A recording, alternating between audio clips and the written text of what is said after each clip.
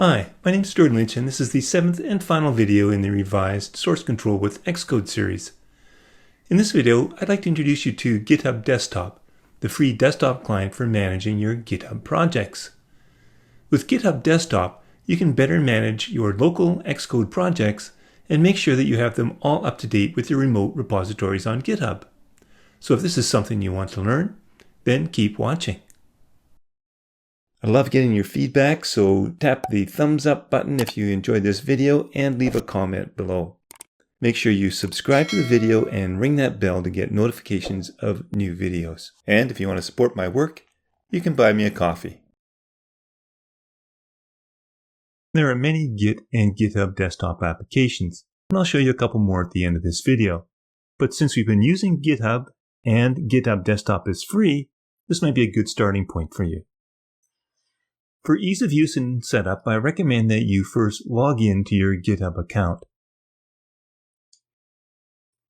Next, you can visit the desktop.github.com site. I'll leave a link in the description, and you can download the Mac version. And if you have a M1, M2, M3 Apple Silicon computer, make sure you download that version. So that's what I'm doing here. Once it's been downloaded, move to the Applications folder. If you don't, it'll warn you when you first launch anyway, as it likes to be located there. Now when you launch the app, you'll be asked to sign in to GitHub. It should then present your GitHub account name and email address, so you can just click on Finish. Once you have it installed and you launch the application for the first time, you'll see on the right a list of all the repositories on your current GitHub account.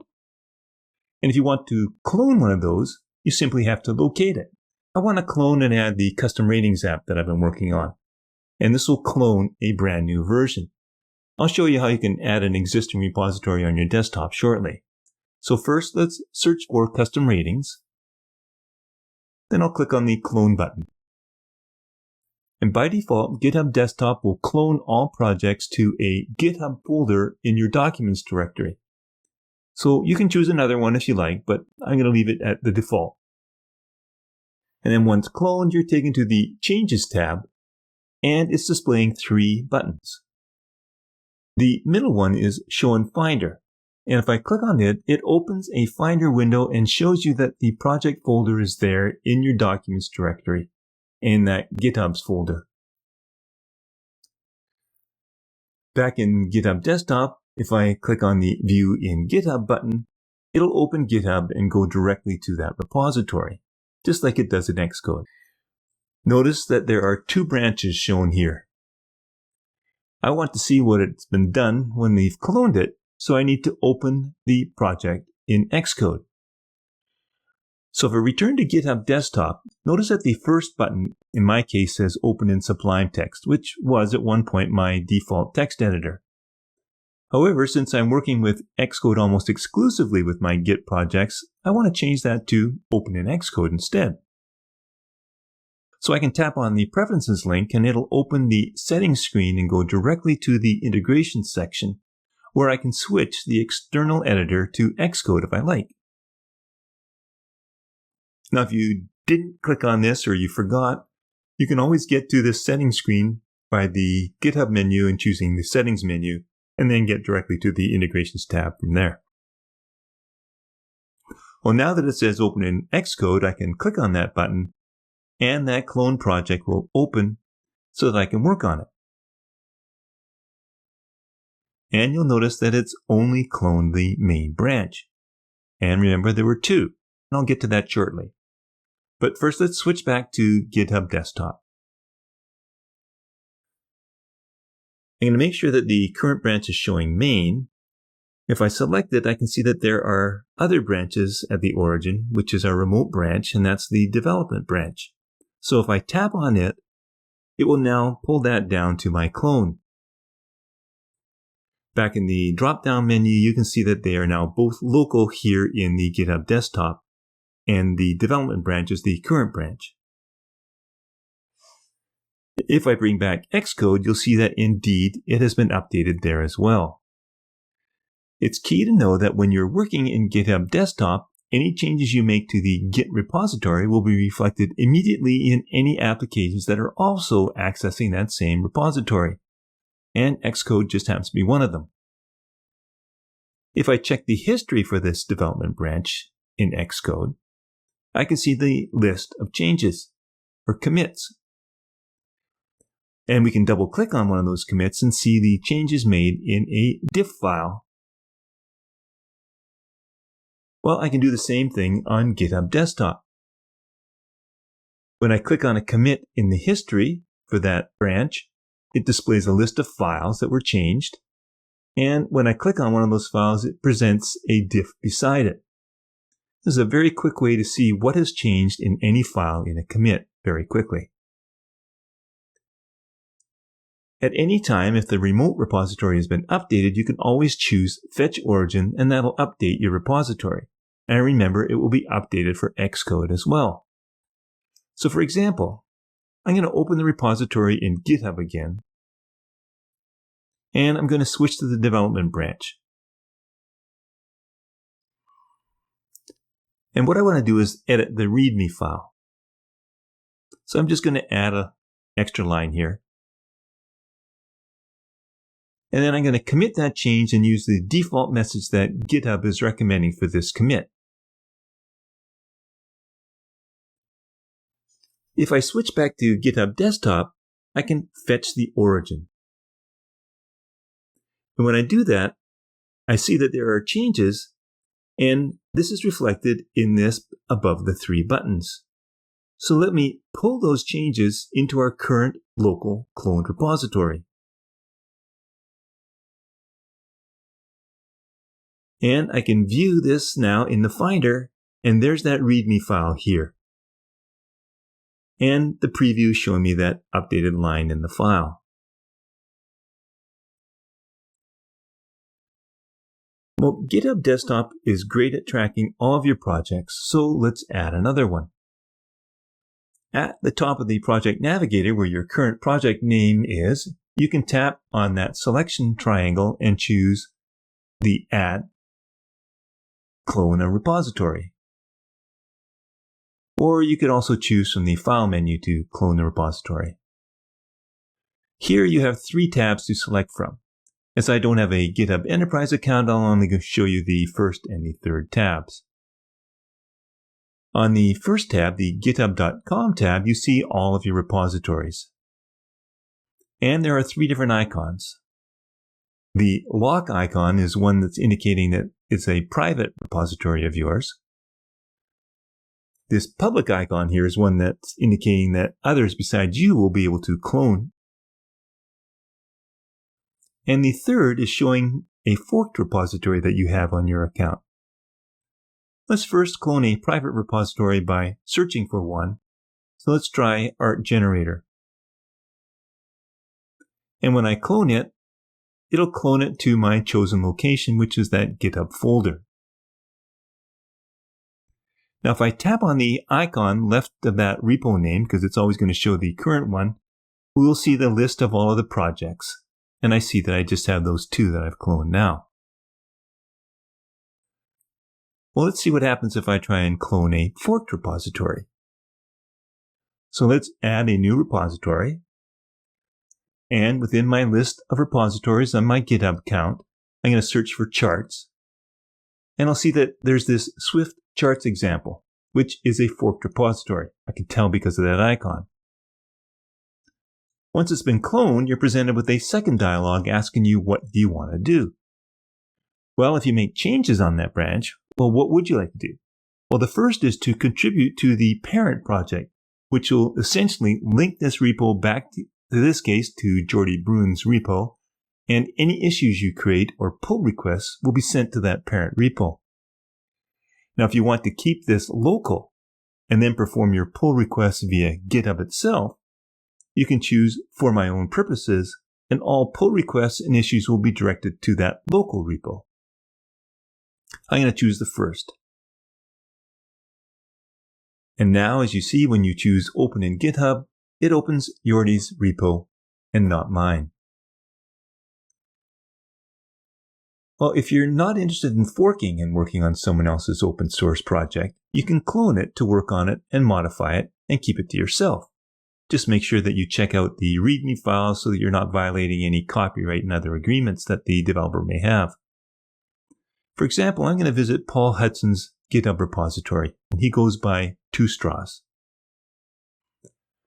And let's say I'm working on one of the Hacking with Swift 100 Days projects, and I want to have access to all of the source code in all of his projects.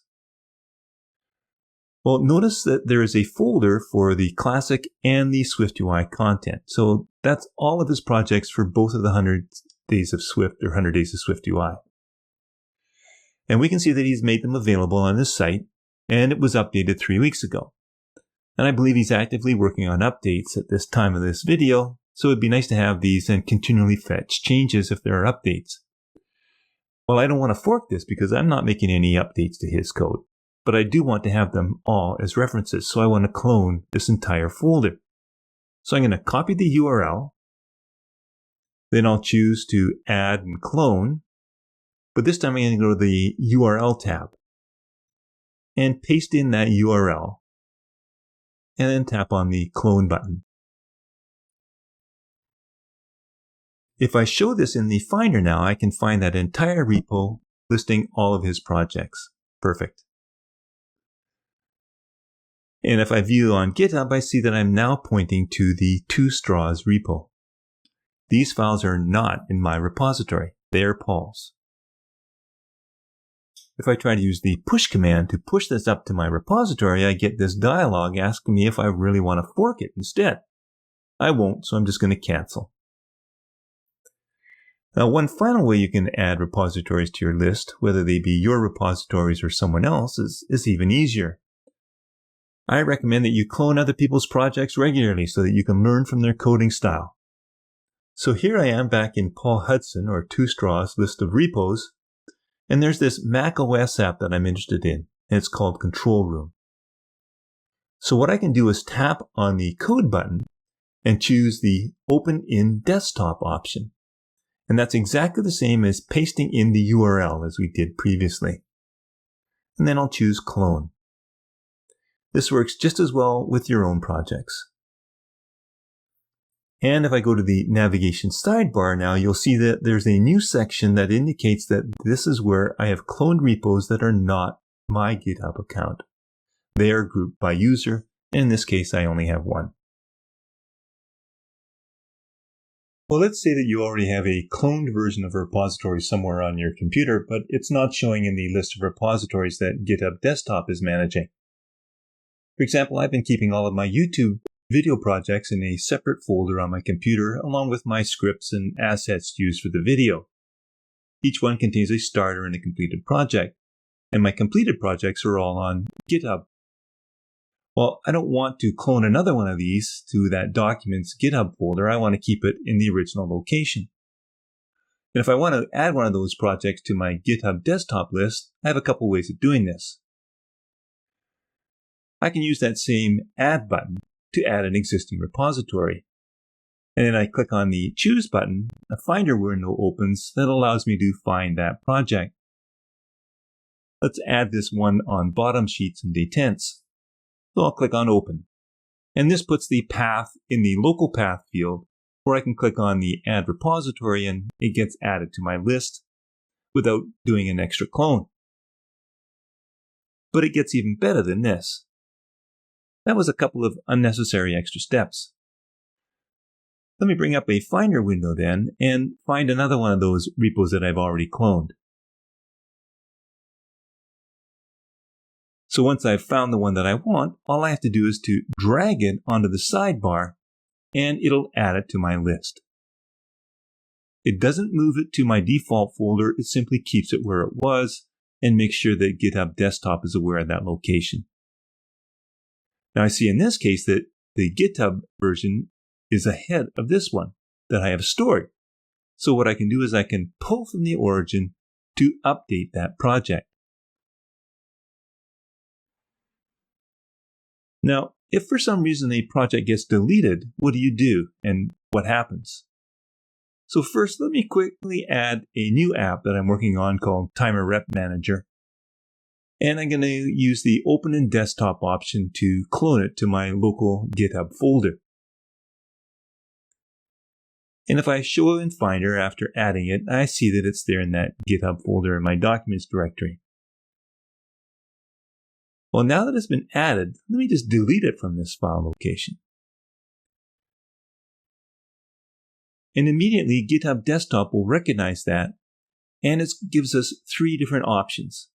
I can click on Locate, and then force me to go and find where the original location was, but that's not on my computer. I got it from GitHub. From the right, I can see that I can choose to remove it, meaning it's been deleted, and therefore I don't want to manage it through GitHub Desktop anymore. So what I can do then is to clone it again.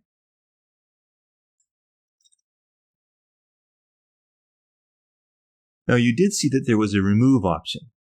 At any point you can, if you have a project open, choose Remove from the repository menu. Or you can go to the navigation pane list and right-click to remove it. The whole purpose of this series was about using Xcode to manage your source control. Everything I did in Xcode can be done here on GitHub Desktop as well. For example, here I am in the custom ratings repo on my development branch. If I choose the branch menu, I can see that there are all sorts of different options. For example, renaming or deleting a branch. And if there are project changes, I could discard or stash changes. And all of those things I can do in Xcode. Here's one here where the interface might be better though. I can compare a branch, like this development branch, to the main branch. And I'm able to see the differences. I could compare those development branch to the main branch right here and see that I'm already ahead by 3 commits. Well, there's one more thing that I'd like to show you with the GitHub Desktop, and that's how you can use it to add local repositories to your GitHub Desktop, but also to your remote repository. And there's one thing I'll never do is create a new repository using this menu. If I'm creating an Xcode project, it's always best to initialize a new project in Xcode itself. When I have a project that I'm working on, I like to create and test components in individual modules. So here's one of those modules that I was working on for that Timer Manager application. It's just a simple component. And you can see in Xcode that it's not currently under source control. So if we're going to add it to GitHub Desktop, because it's already an existing project, we must make sure that it's committed first to Git.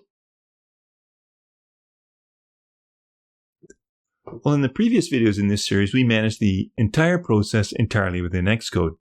We created branches, we merged, and we created a remote repository, etc.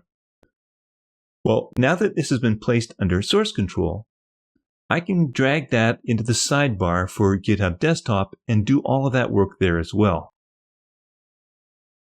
Notice that once I've dragged it, it is now under an Other section. This means that there is no remote repository. This is not a problem. I'll show you that shortly. But what I can do is create a new branch, say, and let's call it Development. And if I switch back to Xcode, I see that it's been created, and it's the current branch. So let me switch back to GitHub Desktop, and now I'm going to publish this repository. I'm going to give it a description, but I'm going to keep it private. And I can view it on GitHub. Well, notice on GitHub, it shows that I'm on the development branch because that's the one I was on when I published it. So let me add a README here on GitHub. And I'll just use the default message and commit it with that default message. Now, I've done that on the GitHub remote. I want that in my GitHub Desktop, so if I return there, I can fetch the origin and pull it down.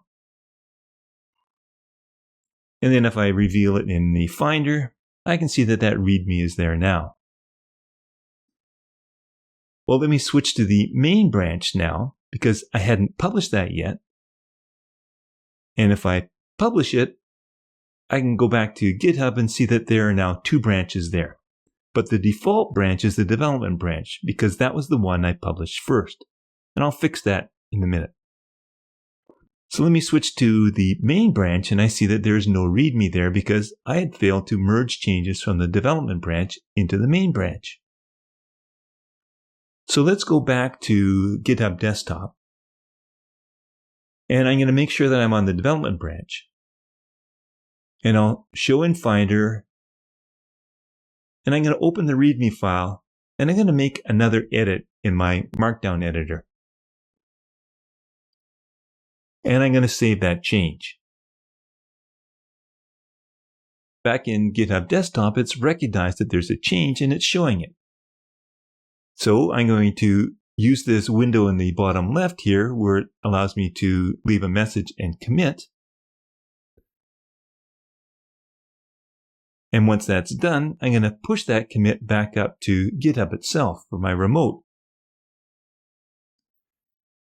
Now, if I check the history here, I see that it's showing 3 commits. If I switch back to main, though, the history is just that initial one showing only the initial commit. And if I view in Finder, I see that there is no README there yet. So what I need to do is merge that entire development branch into main, but I don't want those 2 extra commits. I want to squash them down into 1. So what I can do is choose to merge development into main. And if I just choose merge, it would bring down all the commits. But I can choose squash and merge, which will condense those 2 extra commits from the development into 1. And then, now that that's done locally, I can push those changes up to GitHub. And if I check the history, I can see that there's that single squash commit. Now, of course, I could have done all of this in Xcode. But there's one more thing, though, that I can't do in GitHub Desktop or in Xcode. It's that default repository on GitHub. So let me open the GitHub repo. And I see that the development branch is still the default branch, and I want it to be main. So what I can do is open the settings for this repository. And then I can just click on this switch branch and choose main. Great. Main is now my default, which it should be. And just back on the GitHub Desktop, when I reveal the sidebar here, I can see that this list could potentially get quite long if you have many projects. Fortunately, your most recent projects are listed at the top for quick access, but you can also filter. While there are many different Git clients for Mac, and some are free and some are paid, these 3 seem to come up regularly in different posts that I read. This is the one that we have now, but SourceTree is a free GitHub Desktop client that many swear by, and the bonus is that it is free. Fork also comes highly rated, but it has a one-time cost of close to $50 United States. And then the third one is Tower, which seems to be the most full-featured, but it comes at a cost of $69 a year. So as your needs grow and things change and you're working with teams, you may have to go to a different desktop GitHub client to be able to manage all of your needs. However, for us, as independent developers, I find that for the most part, Xcode handles most of my needs with a little command line and sometimes a GitHub Desktop. If you have a favorite desktop client, please leave me a comment and share the URL. Let us know why you prefer it. So that ends this series on source control with Xcode, and I hope you've enjoyed this video and the other videos in this series. If you have, please give the video a thumbs up and leave a comment. I'd love it if you would subscribe to my channel as well. Doing any of these things helps drive more traffic my way and will encourage me to keep doing this. Thanks as always for hanging in there and watching.